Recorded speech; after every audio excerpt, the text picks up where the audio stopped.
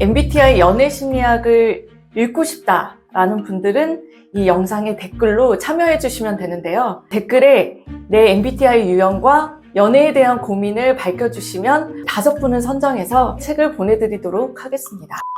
MBTI 4가지 척도에 따라서 이게 연애에서 어떻게 달라지는지를 책에 표로도 제시하고 있는데요. 첫 번째는 E와 I. E와 I는 사랑에 대한 표현이 달라요. E 같은 경우에는 이 사람이 사랑을 하고 있다는 걸, 빠졌다는 걸 외부 사람들이 다 알죠. 왜냐하면 E는 외향적이기 때문에 자신이 가지고 있는 감정들을 외부에 이제 표현하는 거에 익숙해요. 말하고 네. 다니고 막 웃고 다니고 걔만 쳐다보고 네. 웃고 다녀. 네. 그리고 I 같은 경우에는 반면에 얘가 얘를 좋아하는지를 잘 눈치채기가 어려워요. 표현들을 굉장히 자제하고 마음을 숨기려다 보니까 긴장을 하게 되는데, 그러다 보니까 대체 왜 제 앞에서 저렇게 고장나는 모습을 보이지? 모르는 거죠. 그게 긴장해서인 건지 사랑에 빠져서인 건지 싫어해서인지 외부에선 알 수가 없어요. 본인만 아는 거죠. 보통 이 같은 경우에 사랑에 빠지고 나서 적극적으로 이 사랑을 표현한다고 하면, I 같은 경우에는 표현을 계속 안 하고 있다가 어느 순간에 결심을 하고 고백을 하겠죠. 갑자기. 그런 차이가 있습니다. 두 번째로는 N과 S. N과 S는 연애에 대한 가치관의 차이를 보여줍니다. N은 굉장히 어린 왕자와 같이 연애를 이상적인 경험으로 여겨요. 그래서 연애에 대한 기대도 굉장히 추상적으로 높고, 자기가 이런 경험이 이상적인 경험이 되지 않으면 또 실망할 수도 있죠. 기본적으로 또 N은 인간 단위에 굉장히 크게 관심이 많고요. S 같은 경우에는 연애의 관계에서 서로의 라이프 스타일이 어떻게 변화하는지 관심을 갖고 상대에게도 현실적으로 조언을 해줍니다. 그 N 지금 어린 왕자 얘기를 해주셨는데, 그러면 소년 같은 그런 느낌, 뭔가 좀 네. 상상하면서 굉장히 낭만적이고 희망적이고 네. 약간 그런 연애를 꿈꾸는 네. 사람인가요? 그러니까 N은 등에 날개를 달고 있다고 생각하시면 좋고, S 같은 경우에는 현실이라는 땅에 발을 딛고 사는 유형이라고 보시면 됩니다. 세 번째는 T와 F입니다. T와 F는 굉장히 많은 컨텐츠에서 다루고 있는데, T와 F가 연애에서 가장 다른 지점을 보여주는 거는 위기 대처 방식이죠. 저 T 같은 경우에는 연인이 위기를 당했을 때 아주 명확한 해결책을 제시해 주려고 해요. 굉장히 복잡한 문제도 단순하게 결론을 내려서 해결책을 제시해 주기 때문에 되게 쿨한 연인으로 보여요. 그리고 F 같은 경우에는 뭔가 연인이 위기 상황에 있을 때 마음을 다치지 않게 하려고 보호해 주려는 그런 액션들을 많이 취하죠.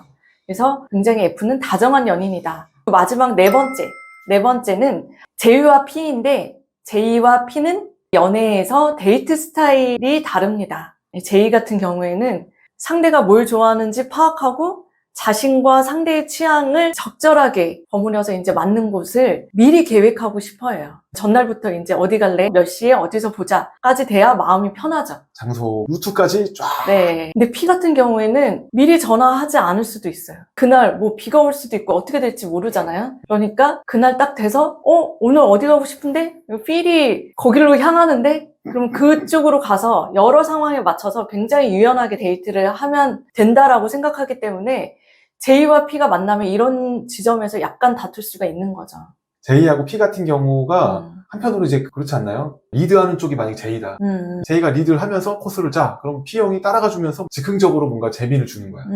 이러면 또 되게 좋은데, P가 리드를 하고 J가 따라온다 그러면 네. J 형이 또 P에 답답해할 수 있을 것 같아요. 엄청 답답해 하겠죠. 이런 변수들이 굉장히 많겠네요. J 같은 경우에는 그 계획대로 갔을 때 가장 안정감을 느끼지만, 사실 J가 예측하지 못하는 상황들이 발생할 수 있거든요. 그쵸, 네. 많이 발생하죠. 되게 굉장히 날씨가 좋을 거라고 생각했는데 갑자기 그날 비가 와요. 그럼 P는 비가 오니까 그러면 원래 이걸 하기로 했지만 이걸 해 하면서 유연하게 대처하는데, J는 뭘 해야 될지 당황하면서 어떻게 해야 될지 모르고, 그래서 J와 P가 강점이 다르기 때문에 서로 보완적으로도 될 수 있지만 갈등 상황에서 점차 갈등을 키워나가는 요인으로 작용할 수도 있는 거죠. 갈등이 더 커질 수 있는 그런 요인으로.